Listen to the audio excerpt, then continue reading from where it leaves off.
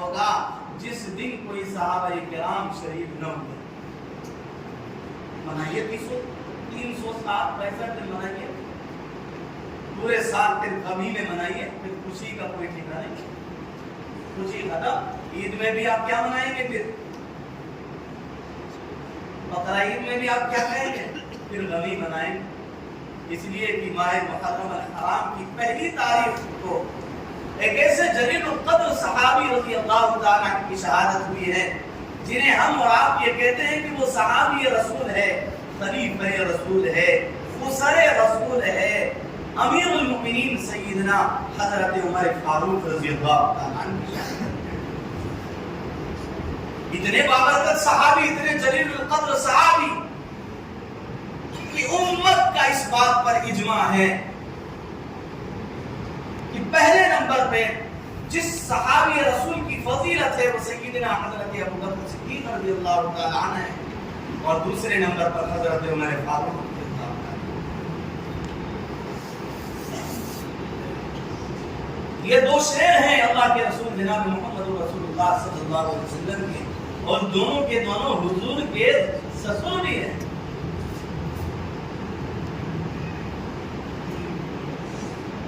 کہاں تک کم منائیں گے, تاریخ اٹھا کر دیکھتے چلے جائیے, 365 دن میں ایک دن بھی آپ کو خالی نہیں ملے گا, روزانہ ماتم کرنا. لہذا یہ بات ختم ہو گئی کہ اللہ کے راستے میں جو شہید ہو, جنہیں شہادت ملے, ان کے نام پر ماتم کرنا ناجائز اور حرام ہے. اس لیے کہ رب یہ کہتا ہے وَلَا تَقُولُوا لِمَنْ يُقْتَلُ فِي سَبِيلِ اللَّهِ, جو اللہ کے راستے میں شہید ہو تم اسے مردہ مت کہو بلکہ وہ زندہ ہے. پتہ یہ چلا کہ جو اللہ کے راستے میں شہادت ابھی ملی نہیں ہے, ابھی عام زندگی گزار رہے ہیں, لیکن ان کو وہ مقام ابھی ملا نہیں ہے. جیسی شہادت ملتی ہے ایک بڑا مقام انسان کو ملتا ہے. اب بتائیے ایک انسان کو بڑا مقام مل رہا ہے تو مقام ملنے پر یہ تو خوشی منانے کی بات ہے یا غم منایا جا رہا ہے. اس لیے اسلام میں غم کا کوئی تصور نہیں.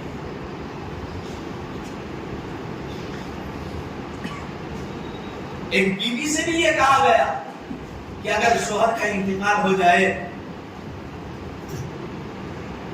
تو چند ایام تک وہ غم میں مبتلا رہ سکتی ہے, لیکن اپنے سینے وغیرہ چاک نہیں کر سکتی.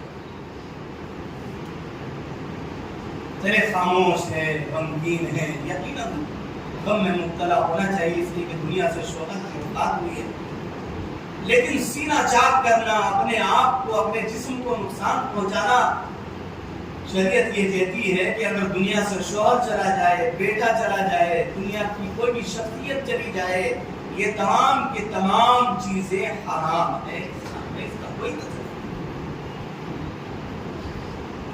اس لیے پہلی بات ذہن میں رکھے, کسی بھی شہادت پر شریعت یہ کہتی ہے کہ ماتم آپ نہیں منا سکتے, اس لیے کہ جو شہید ہوئے ہیں ان کا مقام اللہ کے یہاں بڑھ گیا ہے.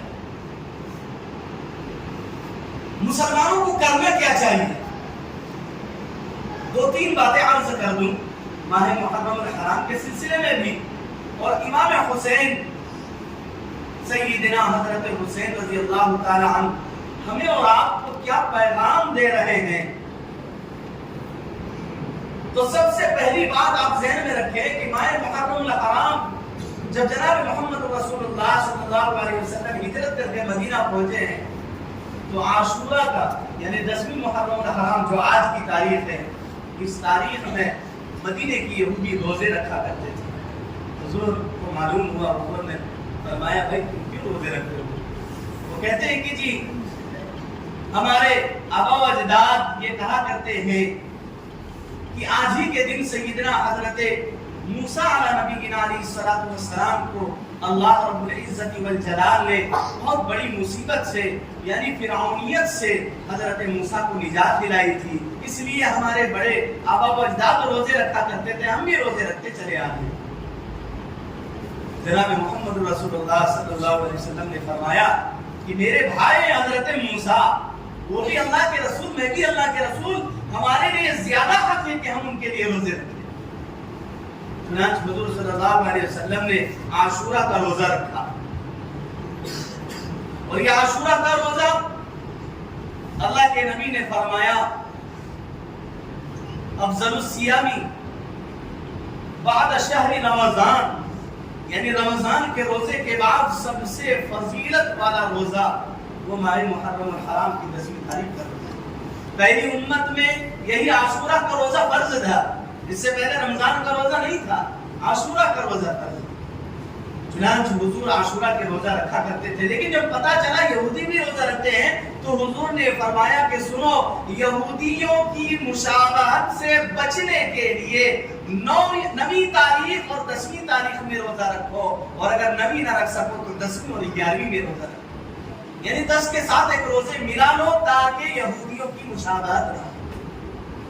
इससे हमें और आपको ये सीख लेनी चाहिए कि इबादत में भी अल्लाह के नबी ये कह रहे हैं कि कहीं यहूदियत से गैरों से मुशाबहत ना हो जाए।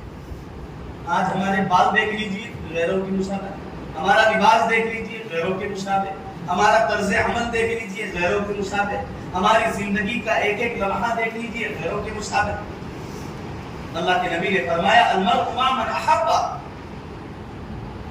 इंसान का हश्र उसी शख्स के साथ होगा, उसी तरह से अमल के साथ होगा जिसको वो पसंद करता है।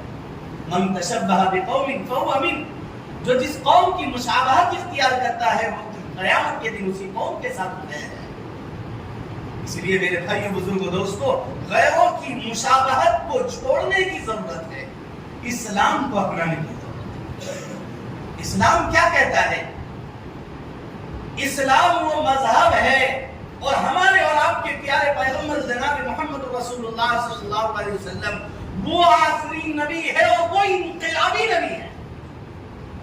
मैं अक्सर ये कहा करता हूं कि हुजूर दुनिया में वो पैगंबर है जो इनकलाबी नबी जिसे कहा जा सकता है। इनकलाबी, इनकलाब का लफ्ज कहां इस्तेमाल होता है?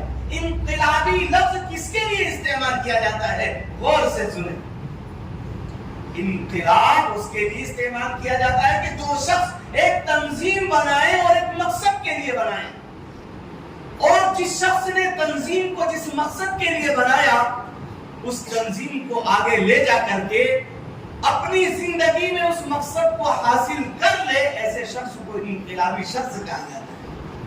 हमारे और आपके प्यारे पैगंबर जनाब मोहम्मद रसूलुल्लाह सल्लल्लाहु अलैहि वसल्लम को अल्लाह ने मबऊस फरमाया मजहब इस्लाम की तकमील के लिए, दीन को मुकम्मल करने के लिए। कुरान करीम की आखिरी आयत नाजिल होती है अल-यौमा अकमलतु लकुम दीनकुम व अतममतु अलैकुम निअमती व रज़ीतु लकुमुल इस्लाम दीना। आखिरी आयत, सबसे पहली आयत इक़रा बिस्मि रब्बिकल लज़ी खलक़, और कुरान की सबसे आखिरी आयत है अल-यौमा अकमलतु लकुम दीनकुम, कि मेरे महबूब आपने मेरे दीन को मुकम्मल कर दिया। तो हुजूर ये मिशन लेकर आए थे कि एक एक घर में दीन पहुंच जाए, एक एक घर में मजहब इस्लाम की तालीम पहुंच जाए।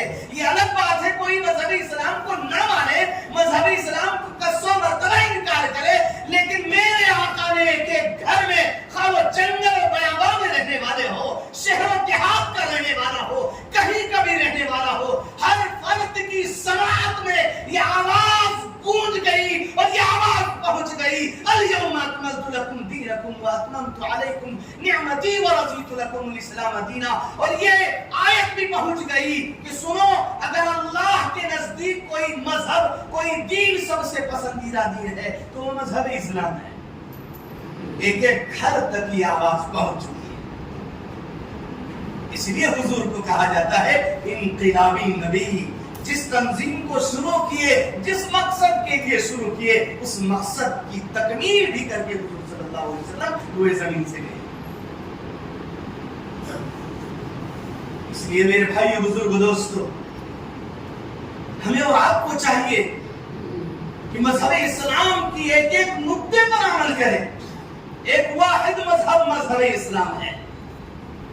मैं अगर चाहूं मजहब ईसाइयत की जबरदस्त अंदाज में, खुदा की कसम अल्लाह के घर में बैठकर अभी जबरदस्त अंदाज में तरदीद कर सकता हूं।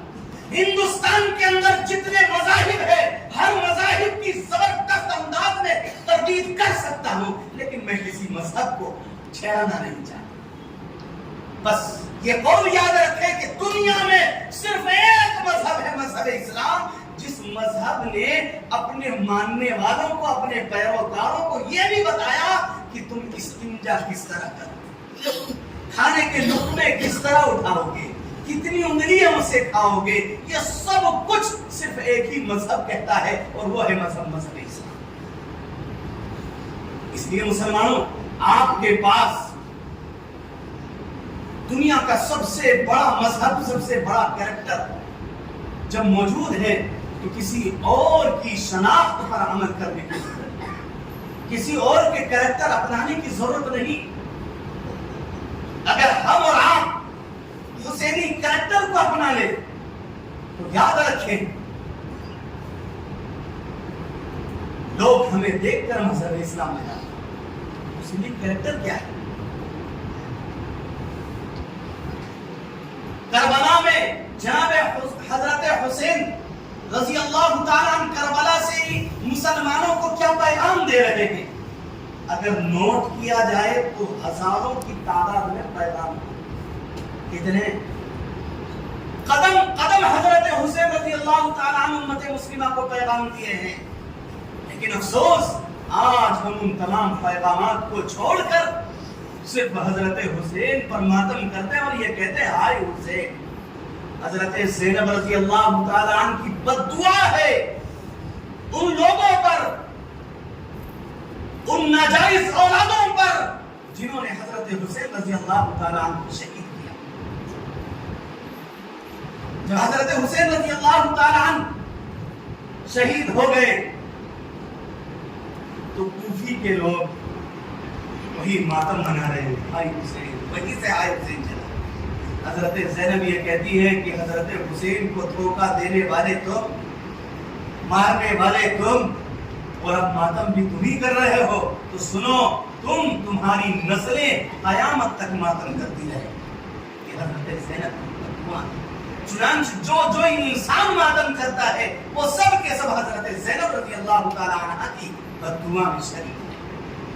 میرے بھائی بزرگ دوستو، کربلا سے حضرت حسین رضی اللہ تعالیٰ عنہ سینکڑوں ہزار کی تعداد میں پیغام دیتے ہیں، لیکن میں آپ کو صرف تین پیغامات آپ کو پہنچانے کے لیے آیا۔ یہ تین پیغام کیا ہے حضرت حسین رضی اللہ تعالیٰ عنہ کا؟ سنیے، مختصر انداز میں عرض کر دوں، اس لیے کہ وقت کی قلت ہے۔ امام حسین رضی اللہ تعالیٰ عنہ کو سینکڑوں کی تعداد میں کوفہ سے خطوط آتے ہیں کہ آپ کوفہ تشریف لائیے، ہم آپ کو امام تسلیم کرنے کے لیے تیار ہے، امیر المؤمنین تسلیم کرنے کے لیے تیار ہے، آپ ہمارے پاس تشریف لائیں۔ امام حسین نے حضرت مسلم ابن عقیل کو بھیجتے ہیں۔ مختصراً سمجھیے، جب مسلم ابن عقیل کوفہ گئے ہیں اور کوفہ میں عبید اللہ ابن زیاد کا جب لشکر آیا ہے، کون عبید اللہ ابن زیاد؟ جو یزید کا سپہ سالار ہے۔ کون یزید؟ حضرت معاویہ رضی اللہ تعالیٰ عنہ، صحابی رسول، کاتب وحی، حضرت معاویہ رضی اللہ تعالیٰ عنہ کے بیٹے۔ یاد رکھیں، بیٹا اگر چور ہو تو باپ کو چور نہیں کہا جا سکتا، اور اگر آپ اس دلیل کو مانتے اور یہ کہتے ہیں ہاں بیٹا چور ہے تو باپ کو بھی چور کہا جائے گا، تو حضرت ابراہیم نبی تھے لیکن باپ مشرک تھے، خدا پرست تھے، مورتیوں کو بناتے تھے اور مورتیوں کو پوجا کرتے تھے۔ اگر حضرت ابراہیم نبی ہے اور اگر آپ یہ کہنا چاہتے ہیں کہ ہاں آزر یہ مشرک ہے، تو حضرت ابراہیم کو کیا ہے؟ اس لیے اس اصول کو ہٹائیے کہ بیٹا چور تو باپ بھی چور نہیں، غلط ہے۔ حضرت معاویہ رضی اللہ تعالیٰ عنہ کی صحابیت میں، ان کے کریکٹر میں ذرہ برابر بھی اگر کوئی شک و شبہ کرے گا، وہ اہل سنت والجماعت کے نزدیک گمراہ جماعت میں اس کا شمار کیا جائے، خواہ وہ سلمان ندوی کیوں نہ ہو، وقت کا محدث کیوں نہ ہو۔ یاد رکھے، وقت کا محدث، مفسر، مفکر، محقق اور مدقق اگر کسی صحابی رسول کے بارے میں ادنا سی بھی گستاخی کرے تو ہم اہل سنت والجماعت علماء دیوبند یہ کہنے پر مجبور ہوں گے کہ ہاں یہ اس شخص کا تعلق گمراہی جماعت سے ہے۔ اہل سنت والجماعت سے ایسے انسان کا تعلق نہیں ہو سکتا جو صحابی رسول پر انگلی اٹھائے۔ حضرت امیر معاویہ کو ہم مانتے اس لیے ہیں، حضرت امیر معاویہ کو ماننے والے امام حسین اور حسن دونوں بھائی ماننے والے، ہم یزید کو نہیں مانتے، کیوں؟ اس لیے کہ حسین نے یزید کا انکار کیا، بات صاف ہو گئی۔ ہم حضرت حسین کے ماننے والے ہیں، ہم حسینی ہیں، حسین جسے مانتے ہیں ہم ان کو سر خم تسلیم کرتے ہیں اور ان کو ماننے پر مجبور ہوتے ہیں۔ حسین نے جن کو نہیں مانا ہم انہیں پاؤں کے نوک پر رکھتے ہیں۔ یہ اصول یاد رکھیں۔ حضرت حسن رضی اللہ تعالیٰ عنہ حضرت حسین کے بڑے بھائی امیر معاویہ رضی اللہ تعالیٰ عنہ پر ان کے ہاتھ پر بیعت کی ہیں، اسے پتہ چلتا ہے حضرت معاویہ کی امارت اور ان کی خلافت تسلیم کرنے والے حضرت حسین رضی اللہ تعالیٰ عنہ، حضرت حسن رضی اللہ عنہ، تمام صحابہ کرام ہیں۔ اس لیے میرے بھائیوں بزرگوں دوستو یہ بات یاد رکھیں، حضرت امیر معاویہ کی شان میں رتی برابر گستاخی کرنا وہ انسان گمراہی جماعت میں شامل ہو۔ میں آپ سے کر رہا تھا امام مسلم ابن عقیل، حضرت مسلم ابن عقیل رحمۃ اللہ علیہ جب وہاں پہنچے ہیں اور ان کی یہ خبر آئی کہ انہیں شہید کر دیا گیا ہے، حضرت حسین رضی اللہ تعالیٰ مکہ المکرمہ سے نکل چکے ہیں، چند علاقے پار کر چکے ہیں اور خبر آ رہی ہے کہ حضرت مسلم شہید ہو گئے ہیں۔ اب تو حال یہ ہونا چاہیے کہ حضرت حسین کو وہاں سے لوٹ آنا تھا، کیوں؟ اس لیے کہ جو لوگ یہ دعویٰ کر رہے تھے ہم آپ کے ہیں، اب وہ بے وفا ہو گئے ہیں، ان کی وفاداری ختم ہو گئی ہے۔ حضرت حسین اگر چاہتے تو لوٹ جاتے، لیکن پہلا پیغام حضرت حسین نے یہ دیا کہ سنو، جو تمہارے اپنے ہیں، جو تمہارے محسن ہے، جو تمہارے غمخوار ہے، جو تمہارے نبی کے محسن ہے، جو تمہارے نبی کے غمخوار ہے، جو مذہب اسلام کے محسن ہے، کبھی اپنوں کو کبھی اپنے محسن کو مذہب اسلام کے محسن کو تنے تنہا مت چھوڑنا، یہ پہلا پیغام۔ ورنہ حضرت مسلم ابن عقیل رحمۃ اللہ علیہ کی اولاد بھی ہے، ان کے اپنے بھی ان کی جماعت میں شامل ہے، لیکن حضرت مسلم ابن عقیل کی شہادت کا بدلہ لینے کے لیے حضرت حسین رضی اللہ تعالیٰ عنہ آگے بڑھ گئے، پھر گئے ہیں۔ حضرت حسین رضی اللہ تعالیٰ عنہ کی شہادت ہوئی ہے، شہادت کس طرح ہوئی ہے، کس نے کی ہے؟ دنیا کے سب سے بڑے امام اعظم جن کا لقب ہے حضرت امام ابو حنیفہ رحمۃ اللہ علیہ، وہ یہ کہتے ہیں کہ حضرت حسین کے مسئلے کو کہ ان کو کس نے شہید کیا یہ نہ چھیڑا جائے، اس لیے کہ تحقیقی روایت کسی کے پاس نہیں ہے۔ کون کہہ رہے ہیں؟ امام ابو حنیفہ، چاروں ائمہ میں سب سے بڑے امام، وہ یہ کہتے ہیں کہ مسئلے حسینیت کو چھیڑو مت کہ حضرت حسین کو کس نے شہادت کیا، بلکہ یہ چھیڑو کہ حسینی پیغام کیا ہے کربلا سے۔ پہلا پیغام یہ ہے اپنے محسن کا ساتھ دو، اپنوں کا ساتھ دو، کبھی بھی اپنے اپنوں کو اکیلا مت چھوڑو۔ اور دوسرا پیغام یہ دیا، حضرت حسین رضی اللہ تعالیٰ عنہ شہادت قبول کر لیے، یاد رکھے کسی تلوار میں وہ طاقت نہیں جو حضرت حسین رضی اللہ تعالیٰ عنہ کو شہید کر دے، لیکن ہاں میرے بھائی اور بزرگوں دوستو، حضرت حسین رضی اللہ تعالیٰ عنہ نے امت کو یہ پیغام دیا ہے وَلَا تَمُوتُنَّ إِلَّا وَأَنْتُمْ مُسْلِمُونَ، کہ یاد رکھو جس حال میں رہو، موت بھی آئے تو اسلام میں آئے، حیات بھی رہے تو اسلام میں رہے۔ حضرت حسین نے ایک نماز بھی ترک نہیں کی کربلا اور امت کو یہ پیغام دیا، سنو حالات کیسے بھی ہو اپنی مساجد کو بھر کر رکھنا، حالات کیسے بھی ہو اپنے سروں پر جناب محمد رسول اللہ صلی اللہ علیہ وسلم کی پگڑی ٹوپی یہ شناخت رکھنا، حالات کیسے بھی ہو حضور صلی اللہ علیہ وسلم کی سنت اپنے چہروں پہ داڑھی کو سجا کر رکھنا، یہی پیغام دیا ہے حضرت حسین نے۔ موت بھی آئے تو اسلام میں آئے، یہ دو پیغام ہے۔